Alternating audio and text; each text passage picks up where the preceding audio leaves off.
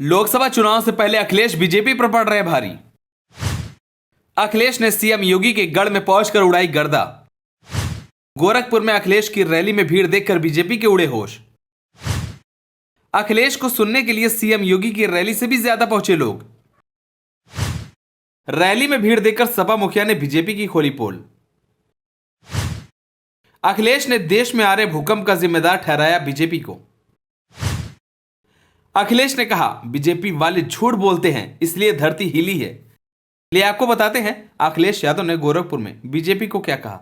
अगले साल होने वाले लोकसभा चुनाव को लेकर सपा मुखिया अखिलेश यादव इन दिनों सुर्खियों में बने हुए हैं। कभी इंडिया गठबंधन में मध्य प्रदेश विधानसभा चुनाव के कारण तकरार को लेकर तो कभी बीजेपी सरकार पर निशाना साधने को लेकर चर्चा में बने हुए हैं। लेकिन इस बार अखिलेश यादव ने कुछ ऐसा कह दिया जिससे सभी हैरत में पड़ गए हैं। अखिलेश यादव ने नेपाल में आए भूकंप का जिम्मेदार बीजेपी को बता दिया। आपको बता दें कि अखिलेश यादव गोरखपुर में जननायक कर्पूरी ठाकुर महारैली में शामिल होने के लिए पहुंचे थे। इस दौरान अखिलेश यादव ने हमेशा की तरह केंद्र की बीजेपी पर निशाना साधा।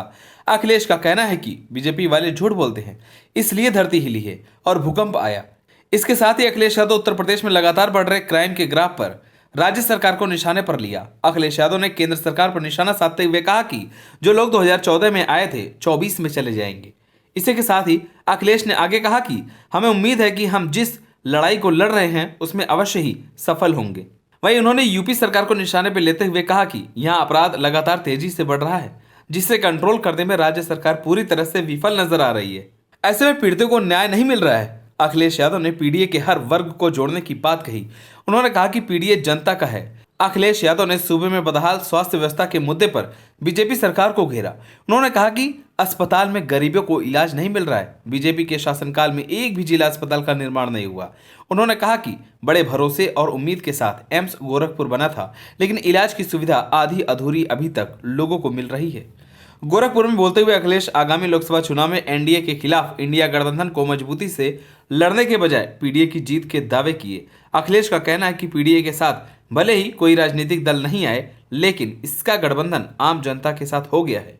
ऐसे में आगामी लोकसभा चुनाव में एनडीए को हराने के लिए पीडीए अपनी पूरी कोशिश करेगा। इसी के साथ ही अखिलेश ने बीजेपी में भेदभाव का आरोप लगाया। उन्होंने कहा कि कर्पूरी ठाकुर सामाजिक न्याय महारैली जैसे कार्यक्रम आयोजित करने से बहुजन समाज जागरूक होगा।